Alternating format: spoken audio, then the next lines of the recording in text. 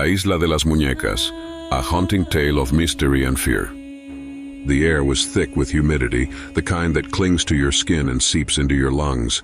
The canoe sliced through the murky waters, carrying the visitor closer to the secluded island, a place shrouded in mystery and whispered fear.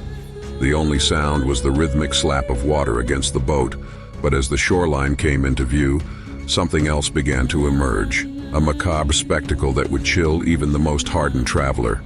Dolls, hundreds of them, hung lifelessly from the trees, their heads tilted at unnatural angles, their glassy eyes staring into nothingness, their tattered clothes swaying gently in the breeze. This was La Isla de las Muñecas, the island of the dolls, a place with a story so haunting it's hard to believe it's real. The story begins with a man named Don Julián Santana Barrera. In the mid-20th century, Julián left his family and retreated to this isolated island in the canals of Xochimilco, near Mexico City. But whatever his reasons, Julián's life took a dark turn when, according to legend, he stumbled upon the body of a young girl floating in the canal. The girl had drowned under mysterious circumstances, her lifeless form tangled in the reeds. Julián was devastated, haunted by the tragedy he could not prevent. Then, as if guided by some unseen force, he noticed something else in the water, a doll. But that single act set off a chain of events that would transform the island into the chilling place it is today. Julián began to claim that he could hear whispers in the dead of night, whispers that didn't belong to the living. The spirit of the drowned girl, he believed, had not left. She was watching him, perhaps even speaking to him, and she was not alone. Terrified, Julián started collecting more dolls. He scoured the canals for discarded toys, fishing them out of the water no matter how filthy or broken they were. Friends and visitors brought him dolls to add to his collection, and over the years the island became a grotesque museum of decayed plastic and fabric. Dolls with missing eyes, cracked faces, and severed limbs hung from every branch, their eerie presence a silent warning to anyone who dared approach. Julián's obsession with the dolls grew, as did his fear.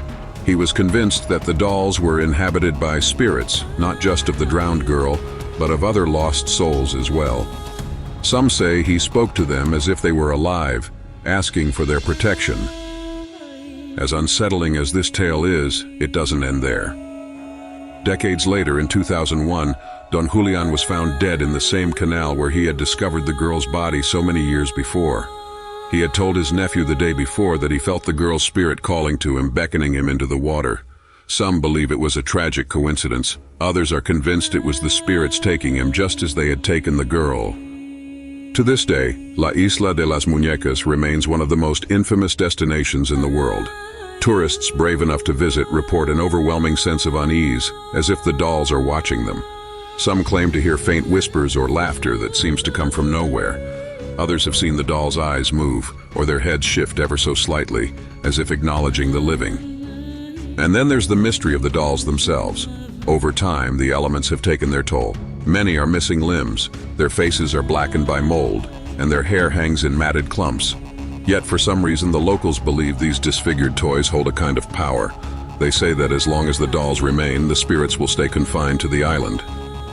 There's another layer to this chilling tale. Anthropologists and folklorists have pointed out that the canals of Xochimilco were once part of an elaborate system built by the Aztecs, a people who believed deeply in the spiritual world and the thin veil separating the living from the dead.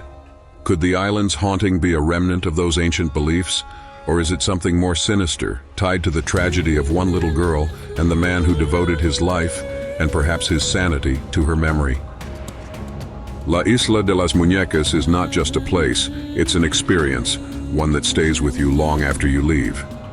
The dolls, hanging like silent sentinels, seem to ask an unspoken question. What do you fear most? Is it the unknown? The idea of being watched, even when you're alone? Or is it the thought that some spirits might never find peace, and might not want you to either? As the boat pulls away from the island, leaving the grotesque figures behind, there's a lingering sense of dread. A feeling that you've seen something you were never meant to see. Perhaps the dolls are just objects rotting in the trees, or perhaps, as Julián believed, they're far more than that. The truth, like the whispers carried on the wind, may never be fully known. Would you dare to visit the island of the dolls, or would you leave its chilling secrets to the shadows of the past?